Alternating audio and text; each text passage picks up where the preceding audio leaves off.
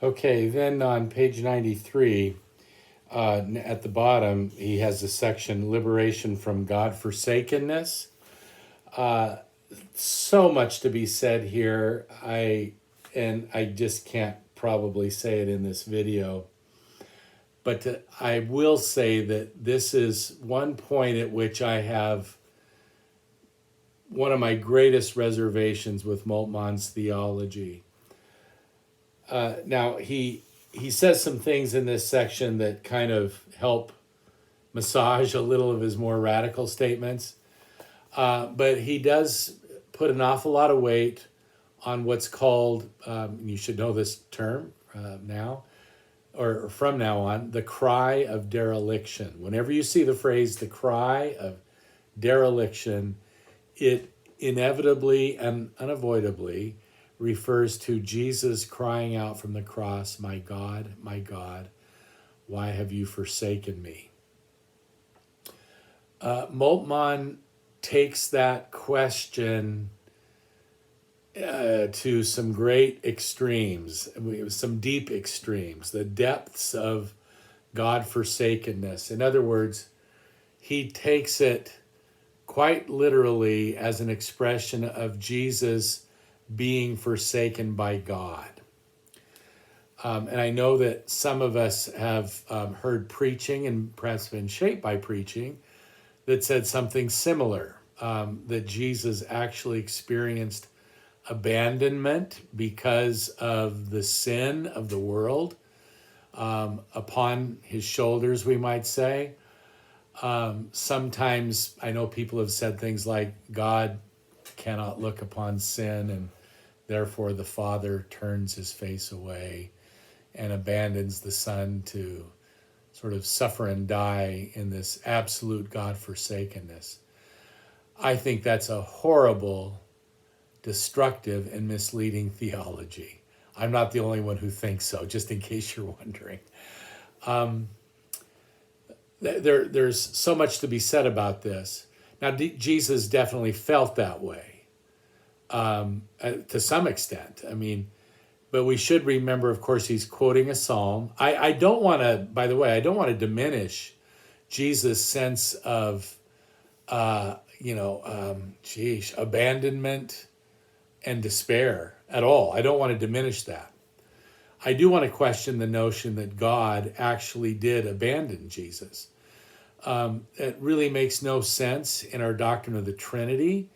It makes no sense given that Paul says that God was in Christ reconciling the world to himself. One might even argue, I mean, this wouldn't be ontologically the case, but I'd want to push back and say God couldn't have been any closer to Jesus than when Jesus was dying on the cross. Doesn't change the fact of his cry of dereliction. But we do remember he's quoting from Psalm 22. This is a lament. Laments are, cries to God. But the very notion of lament is not that I'm utterly abandoned, because I'm lamenting to God. I might feel like God is far, far away, or even that maybe God has forgotten me, and yet I'm raising my lament to God. And like most laments, by the way, Psalm 22 ends in a note of trust. Of course, nobody can prove that one way or the other whether Jesus had all of Psalm 22 in mind when he, quoted that line, my God, why have you forsaken me? But I do think it's important to underscore that it would not have been untypical for a Jewish person, certainly a scholar, to quote an opening line of something like a psalm as a way of indicating the entire psalm. A psalm, of course, like most laments, that ends in a note of trust. The ones that don't end in trust end with things like bashing Babylonian baby heads on boulders. And so it's better to end in a note of trust. And of course, Jesus, instead of lamenting in that way, also prays from the cross, according to Luke, only in Luke, Father, forgive them, for they know not what they're doing. we might notice, and this might be a bit of a overstatement, argument type thing, but Jesus doesn't say, Father, forgive them because I'm about to be separated from your presence because of all the sin, their sin I'm going to carry on my shoulders. Jesus says, Father, forgive them because they don't even understand what it is they're enacting now, what they're doing. And I do think when Jesus cried out, my God, why have you forsaken me? It was from a real authentic sense of God forsakenness. But I'm talking psychological, emotional. Moltmann makes this like ontological, theological. And a lot of our preaching has too. And I'll say it again when people have said things like, I grew up hearing it, God cannot look upon sin. Here's Jesus on the cross with all of our sin. God has to abandon his son in this hour of darkness and horrific, Well, is Jesus the revelation of God or not? I mean, that's what it really comes down to. Is Jesus still the revelation of God on the cross? And certainly the Apostle Paul would say yes. Definitely the Gospel of John would say yes. I think the right answer is yes. God was in Christ reconciling the world to himself. And God, what do I want to say about that? Oh, this. If Jesus does reveal who God is and what God is like, which is absolutely central to our faith, one thing we can say about Jesus as the incarnation of God, it's not like he went around saying, I just can't look at sin. You know what I'm saying? In fact, what he got criticized for was how often he was looking at sin in sort of like inviting sinners, right? And eating with them and rubbing shoulders with them, touching unclean people, and all of the things, by the way, that the Pharisees, who were the pure ones, which is what Pharisee means, the holy ones, criticized Jesus for doing. So I think, just my own thinking here, my judgment is that in our theology of Jesus' abandonment, which after all is Jesus quoting Psalm 22, a lament that ends in hope, but nonetheless, again, I'm sure that Jesus felt abandoned. I just don't think he was. Probably if any of us was strung up on a Roman crucifix for hours, we'd feel kind of abandoned as well. So I deeply appreciate and affirm the fact that Jesus knows what it feels like to feel abandoned by God, to be all alone, to be left to one's, just morbid, horrible, humiliating suffering. But to say that God the Father turned his face away because Jesus was bearing sin makes no sense in the light of Jesus' actual ministry.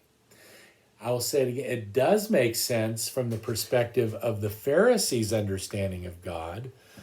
Their understanding of God is the God who is the God of the pure, the God of the holy, not the God of the untouchable or the leper or the sinner or the tax collector. So that God, probably can't look upon sin. Jesus comes to bring a revolution in our understanding of God. And I fear that in this case, Moltmann grabs onto this God-forsakenness idea because he really does want to emphasize that God's suffering with and through Jesus reaches to the very dregs and the depths of human despair and sorrow and suffering, of God-forsakenness. But you could say all that without saying that Jesus was actually forsaken by God. And I know, again, he does kind of try to find a way to soften that up. When he says on page 95, the Father suffers the death of the Son in the unending pain of love, then I wrote off to the side, then the Son is not abandoned. I mean, in many ways, he kind of takes away a lot of what he says earlier. Later on 95, he says, Thus, even though Jesus' dying cry reveals his total abandonment by the Father, and again, I would say it reveals Jesus' sense of abandonment, he is at the same time entirely one with the Father, and the Father with him. Okay, well, that's actually the case. He can have a sense of abandonment, but he's not abandoned. I mean, there would be no good news in that if we were to say, Jesus at his most dire point of need and desperation, at this, low point of extreme suffering and sorrow and humiliation. Add to it that he was abandoned by God. No, heavens no. There's just no good reason to make that claim. So I've ranted about that long enough now, but I know, again, partly because it's been an important aspect of Moltmann's theology. I honestly don't recall. I might have actually mentioned it to him that night at that dinner at Duke Divinity School, and I can't remember now anymore, which is sad. Maybe I have something in my journal I should find out. But it's also, aside from Moltmann, been kind of a staple in a lot of preaching about the cross. And granted, what we have are the words of Jesus from the cross. We don't have them interpreted for us. None of the gospel writers say, by saying this, Jesus was X, Y, and Z. Okay, so we are called to interpret and to do the best job we can of interpreting theologically these words. So I'm suggesting to you a path of interpretation away from the typical notion, all too typical, that Jesus actually was abandoned by the Father because of all this sin. Like God hasn't been dealing with sin for millennia already. This is not, God hasn't been, dwelling in heavens insulated from human sorrow, suffering, and sin, and sadism, and even Satanism. I mean, just to keep the alliteration going. God's been dealing with humanity in long-suffering ways since the beginning of creation. And Jesus reveals that long suffering of God in his suffering on the cross. It does not separate him from God. It reveals to us the very heart of God. Oh my, that's a deep conviction of yours truly. I could be wrong, of course, and Moltmann could be right, or Moltmann might be wrong, and all those preachers you've heard say Jesus had all this sin and God couldn't look at him anymore, they might be right, but I don't think they are. And I've tried to give you a rationale for why that's the case. Well, I won't try to finish because that's 3 sections and that's plenty. And my throat's getting sore and I got to go to bed so I can go see the doctor in the morning. Love you all very much. I'll pay attention to what I've said about these videos, okay, in other contexts. Blessings.